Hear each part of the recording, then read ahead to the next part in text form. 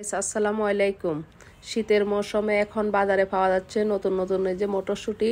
আমি এই যে মটরশুঁটির সস তৈরি করছি চিজ দিয়ে। যারা এখন আমার চ্যানেলটি সাবস্ক্রাইব করেন না প্লিজ সাবস্ক্রাইব করেন, লাইক শেয়ার কমেন্ট করবেন।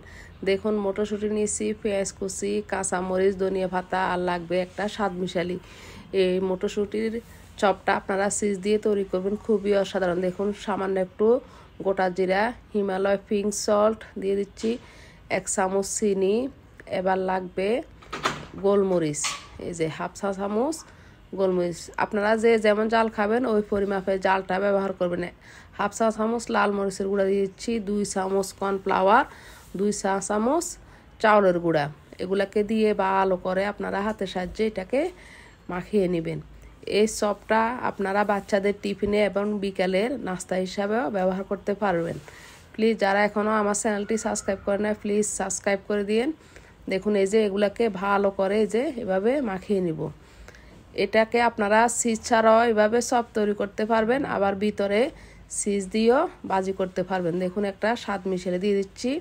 এখানে ফ্রাই প্যানে তেল গরম করে এখন এইগুলো আমি চিজ ছাড়া কীভাবে ভাজি করব এটা দেখাচ্ছি। এই যে এখানে ভিতরে দেখুন এই যে চিজ দিয়েও তৈরি করে দেখাচ্ছি। এভাবে ভিতরে চিজ দিয়ে আপনারা এটাকে চপের আকারে তৈরি করে ফ্রাই করবেন।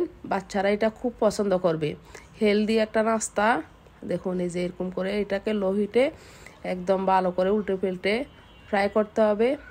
দেখুন পরিবারের ছোট বড় সবাই খুব পছন্দ করবে। অবশ্যই এই রেসিপিটা আপনারা তৈরি করবেন। শীতের মৌসুমে এখন বাজারে একদম ফ্রেশ মটরশুঁটি পাওয়া যাচ্ছে। যখন যে সিজনে সবজি পাওয়া যাবে অবশ্যই ওই সিজনের সবজিগুলো খাবেন এবং চপ তৈরি করে খাবেন। সবগুলারা আপনারা সবগুলা ফ্রাই হয়ে গেলে উপরে চিজ দিয়ে 1 মিনিটের জন্য ওভেনও দিতে পারেন, তাহলে দেখতেও অনেক সুন্দর হবে, খাইতেও সুস্বাদু হবে। প্লিজ আপনারা বাচ্চাদেরকে অবশ্যই এই রেসিপিটা তৈরি করে খাওয়াবেন, মটরশুঁটির চপ। সবাইকে আজকের মতো এখানে বিদায় নিলাম। সবাই সুস্থ সুন্দর থাকুন। আল্লাহ হাফেজ।